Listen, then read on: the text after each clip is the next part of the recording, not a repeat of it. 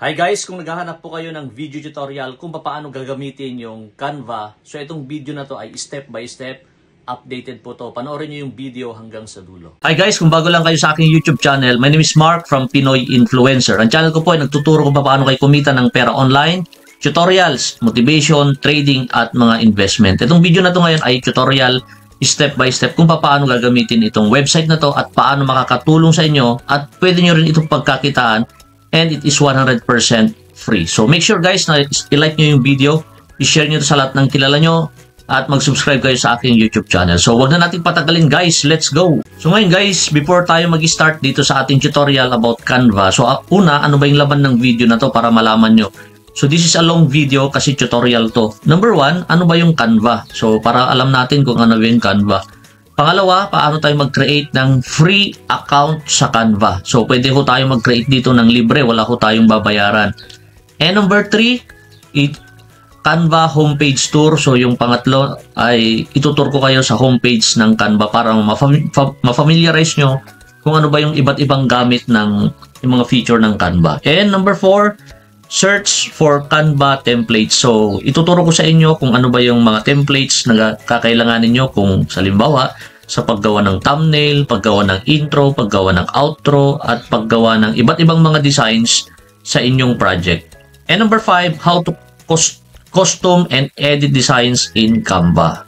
So, ituturo ko rin sa inyo paano i-customize, mag-edit ng mga designs dito po sa Canva. And number 6, how to search and add elements. Kung paano ba tayo mag-search and magdagdag ng elements sa mga projects na gagawin natin. And of course, how to save and download design from Canva. Plus, syempre, ituturo ko na rin, babanggitin ko na rin sa mga part ng mga video habang ine-edit natin, yung paano kayo kumita rin dito sa Canva. Ang totoo guys, pwede natin pagkakitaan tong Canva kung alam lang natin kung paano i-market o kung paano ito gamitin, and then pwede nating ibenta yung projects or yung ating skill na kung saan marami pong nangangailangan ng mga designs pagdating sa graphic or video edit or intro sa bawat YouTube. So, wag na nating patagalin guys. Let's go! So, ngayon guys, nandito tayo sa Canva. So, wala ho tayong affiliate link dyan. So, ang gagawin nyo lang is i-click nyo lang yung canva.com. Ayan, type nyo po yung canva.com and then pwede na ho tayong mag-create ng account. So, ganito po yun guys. So, ito kasi yung personal account ko at meron na tayong nagawa. Pero ipapakita ko sa inyo yung kahit yung hindi pa tayo nakakagawa. So, mag-start tayo from scratch. Ano ba yung Canva guys? Ito po yung isang website na ang may-ari ay isang half Filipino at half Australian. Yan po yung Canva. And ngayon guys, dito pwede ho tayo mag-design ng mga iba't ibang mga ideas na kung saan pwede nating pagkakitaan or pwede nating gamitin sa ating mga projects. So, ano ba yun? So, pwede nating gumamit sa businesses, content creation, visual communication. Marami guys, sobrang dami. Solutions, ito naman yung creatives, agencies, sales, media, startups, real estate. Lahat po yan, magagamit po natin yung Canva. Okay? So, ngayon, para makapag-start tayo, dito yan guys. Para makapag-start tayo, alamin natin may bayad pa dyan. So, kasi yung iba ayaw nilang gamitin kasi alam nila may bayad. Ang totoo, meron pong free. May mga templates na free and may templates na pro. So, mag-i-start muna tayo for free. So, halimbawa, mag-sign up tayo dito sa part na to, sa right nito. Click nyo lang po yung sign up. And dito pwede natin gamitin yung ating continue with Google. Ibig sabihin yung ating Google account. Or pwede natin gamitin yung ating Facebook account. Or kung gusto nyo, pwede rin po kayong mag-type ng email nyo. So, halimbawa, itong gagamitin natin, sabi nga, use your email or another service to continue with Canva. It's free. So, click lang natin itong Google. So, gagamit tayo ng isang account ko. Okay, na kung saan pwede natin gamitin para dito sa Canva. So, halimbawa yung isang account ko. So, ito na lang. Gamitin natin yung ating email na isa. Click lang natin itong next. And dito, i-enter nyo lang po yung password nyo para makita nyo din. So, makikita nyo guys, mare-redirect natin. So, actual na to guys ha. So, hintayin nyo lang. Yan, hintayin nyo. So, ngayon guys, few minutes lang or few seconds lang. So, meron na tayong account dito po sa Canva. Ngayon ay, pwede na tayong mag-start. So, libre naman yung gamit dito. So, itutur ko muna kayo. So, ito na yung sa akin kasi. So, nandito yung mga gusto nyong gawin. So, dito pwede kayong gumawa Visual Suite, Docs, Presentations, Whiteboard, Video Editor or PDF Editor, Graphics, and Charts. So, sa photos and videos naman, pwede na kayong mag-edit po dito mismo sa Canva. Okay? YouTube Video Editor. So, pwede na ho kayong mag-edit ng mga YouTube videos nyo mismo dito po sa Canva. Photo Editor, Photo Collages. Print naman, pwede kayong mag-print ng business cards, invitation, mugs, t-shirts, hoodies, calendars, labels. So, sa marketing naman, pwede kayong mag-create ng logos, posters, flyers, brochures, social media, websites, stickers, yard signs, and QR code generator. So, napakarami ho yung pwede nating magawa dito po sa Canva. Now, mag-i-start na tayo. Ano ba yung next na gagawin natin? So, dito pwede na tayong mamili ng ating mga design. So, dito meron na rin mga parang suggestions niya. So, halimbawa, ito yung sample niya sa doc. Okay, so sa whiteboard, meron din na rin dyan. Meron siyang video. Makikita nyo dito sa baba, kapag docs, auto yung size. Yung whiteboard, unlimited. Pero dito guys, makikita nyo video editor. So, halimbawa, gagamitin nyo, mag-edit kayo ng mga videos nyo sa YouTube nyo for shorts or for yung ganito, 1920 by 1080. So, nandiyan na rin.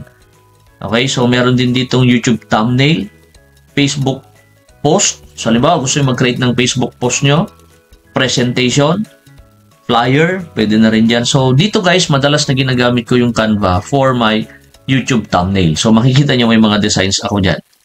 So, ngayon, pag mag-create tayo, dito na tayo kaagad. Okay, sa akin, ginagawa ko yan, create design. So, dito kasi, pwede nyo nang piliin kung ano ba yung gusto nyong gawin. So, pwede, kung minsan, kung ayaw nyong, halimbawa, wala dyan yung gusto nyong gawin, di pwede nyo i-search, i-type nyo lang dito. Ayan. So, halimbawa, YouTube thumbnail, meron na dyan agad. YouTube video, nandyan na rin. Facebook post, presentation, LinkedIn article cover image, YouTube banner, video collage, gusto nyo mag-video collage, document, resume. So, nandyan na. Certificate, gusto nyo mag-create ng certificate, nandyan na rin. So, itong video pala na to guys ay beginners lang, para sa mga beginners. So, or pwede po kayong mag-search dito. Ayan, sa mga templates na gusto nyo or projects nyo. Ayan. Template, click nyo lang po yan. Yan, may mga pre-made na templates na. So, sabi nga, try typing. Ano ba yung gusto nyo mangyari? Ano ba gusto nyo magawa? So, dito ginagawa ko. Okay. So, halimbawa, thumbnail muna tayo. Sa thumbnail muna tayo para mag-create tayo ng thumbnail. So, click ko yung YouTube thumbnail and pupunta tayo sa isang tab na kung saan dito. Okay. Ayan. So, may mga design. Okay. May elements. Itong text, brand, uploads, draw, projects, and apps. So, ganito yun. So, dito, since ako guys ay may pro ako. Okay. Pero, don't worry, wala namang problema dyan. Kasi makikita mo naman dito. Kapag ganito, nakalagay dyan, so ibig sabihin may bayad. Pero kapag wala, tulad nito, okay, so hindi siya may bayad. Yan. So, halimbawa, ano ba yung templates na gusto nyong gawin? So, sa YouTube muna tayo. Ano ba yung gusto mong gawing template? Pwede nyo nag-search. Or pwede rin po kayong mamili ng style. Gusto nyo. Click nyo yung style. Ano ba yung gusto nyong combination ng color? Pwede po yan. Ganito naman yung gagawin nyo. So, templates muna tayo. Halimbawa, gusto yung templates ay kulay yellow. So, sa akin, yellow. Kasi, or red.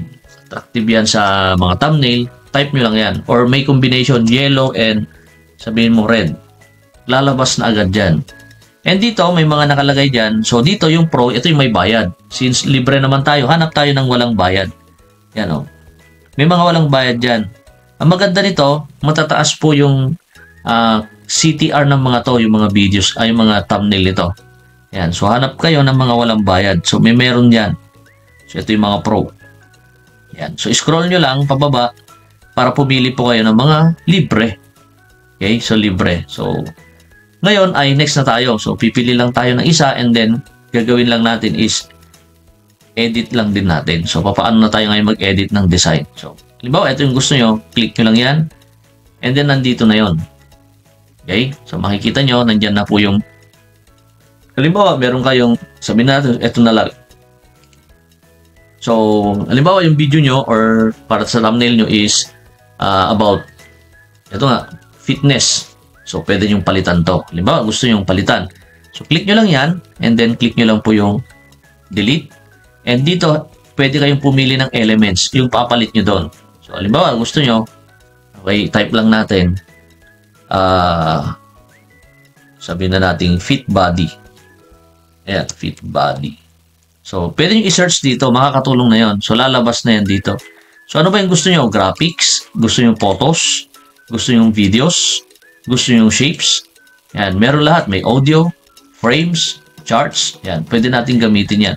So, photos, halimbawa, gusto nyo palitan. So, ganito yon. Halimbawa, gusto nyo to. Kaya lang pro. Hanapin nyo rin yung walang pro. Hindi nyo maisasave yan kapag free po kayo at merong nakalagay dyan na parang yung Corona Pro nakalagay dyan. So, hanap kayo ng libre. Yan. So, yung hindi pro. So, madalas dyan may mga pro. Ito hindi rin pro. So, marami pa rin hindi pro. Halimbawa, ito. Gusto nyo ilipat yan, drag nyo lang. Yan. So, pwede nyo i-spread kung gusto nyo. Yan. Diba? O kaya pwede nyo ilipat din. So, dito pwede namang edit yung text. Next tayo is text. Click natin yan. So, itong mga to, pwedeng laruin yung mga text. Yan. Bawat isa, pwedeng laruin. Yan. Lahat yan pwedeng galawin. Or pwedeng i-delete. Kung i-delete nyo, click nyo lang po yan. Click nyo lang po yan. Kung gusto nyo naman, pwede nyo rin baguhin. Yung layer niya ba, gusto nyo sa likod o pwede yung lagay sa harap. Ganun lang kadali. Okay? Or pwede nyo rin i-translate kung gusto nyo. Marami po yung pwedeng gawin dito or pwede nyo rin i-delete. Ayan. So, halimbawa, gusto nyo i-delete. Ayan. So, next tayo. Brand. Gusto nyo lagyan ng brand kit. Set up your brand templates. Pwede nyo rin lagyan. So, halimbawa, nakalagay dyan yung kung ano yung gusto nyo naka-brand. Okay, pwede nyo lagyan. So, halimbawa, set up nyo yung brand. Create lang po kayo ng logo nyo. Click nyo dito. Ayan. So, kung may logo na kayo, then save nyo lang para kapag meron kayong create na isang image, ay pwede na po automatic yan. Uploads. Ibig sabihin naman, pwede kayong mag-upload ng inyong file. So, click nyo lang yan and then punta kayo sa inyong file. Then, click nyo lang yung open. Mapupunta na yun sa upload. Pag nandito, pwede nyo ng drag and drop. Ganyan lang. Drag and drop. Pwede natin ilagay. Pwede rin pong videos kung gusto nyo. Idagdag nyo dun sa, halimbawa, video yung gagamitin nyo, pwede nyo rin yan. Audio, the same. Pwede rin po yun. Drag here to upload or connect to an account. Okay? Ngayon, meron ding draw.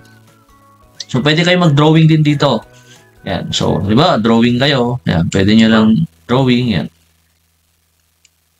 So, different colors. Yung papalitan nyo lang naman yan. Gusto yung iba. So, ito yung mga pwede nating gawin dito po sa Canva. Napakadali, guys. So, depende kung ano yung gusto yung design. So, itong ginawa natin, sample lang natin is YouTube thumbnail. Pwede tayo makapag-create ng ating thumbnail. And the same, basta kabisado nyo na po ito. The same naman lahat yan. Ito lang yung sample natin. So, design, elements, text, brand, uploads, draw, project. So, palit tayo. Balik tayo doon. So, halimbawa, sa video edit naman tayo. Click lang natin yan. So, the same pa rin. Nakalagay pa rin dyan. Elements. Ano yung gusto yung ilagay dyan. Okay. Text, brand, uploads, draw, projects, and apps. Yan lang po yan. So, dito, una, lagi tayong hahanap ng templates kung ano yung gagawin nyo. Ano bang gusto yung intro sa video nyo? Pwede yan, no? Gawa kayo ng intro nyo. Kaya lang, marami ay yung, ito, libre itong mga to. Makikita nyo, basta't wala siyang corona, libre yan. So, halimbawa, anong gusto nyo? Outro naman. So, thanks for watching. Pwede yan. Style, pwede nyo palitan din. So, templates muna tayo. So, nandito po yung laman kung ano ba yung templates na gusto nyo gawin. Credits, intro, like and subscribe. Halimbawa, gusto nyo like and subscribe. So, maraming iba't ibang mga design pwede natin gamitin. Na kung saan, etong mga to, ang totoo, pwede nating ibenta. Sabi ko nga, pwede nating pagkakitaan to. Kung meron kayong mga kilala na meron silang YouTube at wala silang ganyan at di naman alam kung paano gawin, pwede na nating samantalahin, pwede kayong gumawa ng sample sa kanila and then pwede nyo i-charge sa kanila ng $5 to $10 or 200, 300 to 500 pesos isang project. Okay? So, ganun lang kasimple. Pwede natin pagkakitaan pa rin to. Thanks for watching. Yan. Don't forget subscribe. Yan. Pwede natin gawin yon. So, the same, ano man yung design na gagawin nyo, pareho pa rin yung gagawin natin. So, halimbawa, gagawa tayo ng dito sample natin.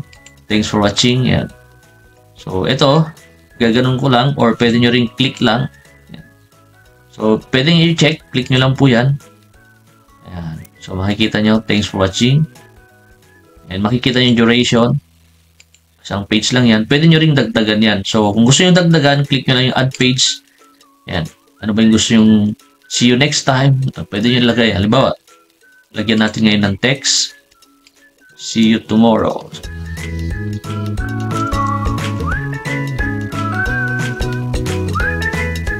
Ayan. So, pwede nyo ilagay. So, ang maganda niyan, video. Ayan. Kung gusto nyo ilagyan din ng effects, dito naman po yung mga effects. Aralin nyo lang to. So, halimbawa, gusto nyo i-animate. So, gusto nyo, ganyan, gumagalaw siya. Tectonic, drift, gusto nyo, yan, paakyat, rise, fade, so, writing, yan. So, halimbawa, ayan ang gusto natin. Pwede rin. So, click lang natin to. Check nyo lang. Sentro lang natin. Yan. So, ngayon, ang maganda niyan ay pwede rin natin lagyan ng audio.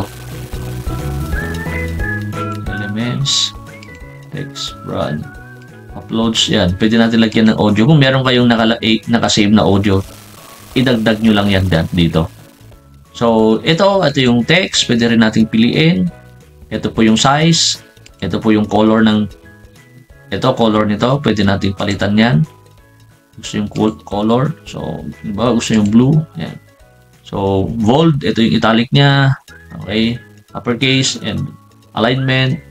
List, yan. Effects. Yun nga, yung effects. Halimbawa, gusto nyo ng effects na ganito. Yan. So, thickness. Click nyo lang yan. Or gusto nyo yung ganito. Pwede rin. Palitan nyo lang yung color. Gusto nyo black. Yan. So, pwede natin galawin. So, gusto nyo play. Click nyo lang yon. Okay na siya. So, paano i-download? Dito, click nyo lang yung share. And then dito, pwede nyong i-click to. And then, click nyo lang yung download. Okay, so makikita nyo ilang page. Okay, click nyo yung download. Pwede na po yun. So, ganun lang kadali dito po sa Canva. So, aralin nyo na lang kung paano nyo pwedeng pagkakitaan. So, per project po kapag nag-charge po kayo. And you can start for free. So, ito lang yung aking may share. Sana nakukuha nyo. Meron kayong nakuhang tutorial. Ang pag-aaralan nyo lang dito, syempre ito. Yung gamit ng bawat nyan. Okay, and then dito, yun nandito, paano i-save, download. Pwede nyo share direkta na po sa social media. Pwede nyo rin i-print with Canva. Kung gusto nyo yung naipa-print, pwede yan. Projects, pwede kayo mag-search dito lagi ng inyong design or elements. Ano ba elements na gusto nyo ilagay? Lahat yan, nandyan naman. Okay. Ngayon, kung gusto nyo naman yung magdagdag ng pro, parang sa akin guys, bumili ako 300 yata yung pro nito. So, kung gusto nyo lang, para mas marami po kayong options. Since, i-charge nyo naman yung pwede nyo yung per project na gagawin nyo. Dito guys, sa schools, pwede natin gamitin. Napakadami nating design na pwede nating gawin dito po sa using for schools. And, maganda nito guys, napakadaling gamitin and napakadali rin po nating i-share sa mga kakilala natin. And pwede na dito tayo mag-create ng projects natin. Yung tinatawag nilang PowerPoint presentation, kompleto na rin po dito. So, sana guys, meron kayo natutunan. And make sure guys na i-like nyo yung video kung nagustuhan nyo. And kung nakarating kayo sa video na to, type nyo naman yung see you tomorrow. And i-like nyo rin, mag-subscribe kayo sa aking YouTube channel. So, once again, this is Mark from Pinoy Influencer. Thanks for watching and see you on my next video. Thanks and bye-bye.